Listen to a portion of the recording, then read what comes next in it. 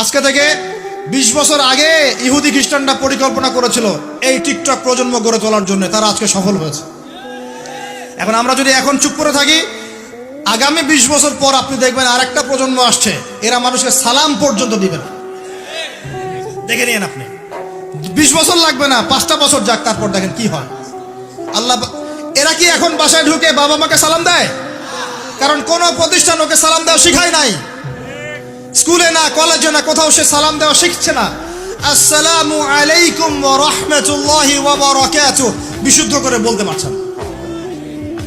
বিশুদ্ধ করে বলতে হবে না? অর্থ আছে না? এর একটা তাসবির আছে না? এগুলো তো আমরা গুরুত্ব দিচ্ছি না। এমন প্রজন্ম গড়ে উঠেছে অলরেডি, যারা এখন পিতা মাতাকে সালাম দেয় না, পিতার সাথে ঝগড়া করে, মায়ের সাথে, মায়ের গায়ে হাত তুলে, মায়ের গায়ে হাত তুলে, সম্পত্তির জন্য মাকে হত্যা করে, সম্পত্তির জন্য বাবার গায়ে হাত তোলে। ওদিক থেকে মাস্টার ডিগ্রি পাশ করে আসে ব্রিটেন থেকে, অক্সফোর্ড থেকে, কেমব্রিজ থেকে আইসা এদিকে প্রফেসর হয়েছে বিভিন্ন বিশ্ববিদ্যালয়ে, বাবা পড়ে আছে বৃদ্ধাশ্রমে। কতগুলো এক্সাম্পল নেবেন? এগুলো আমি কি গাল গল্প করছি?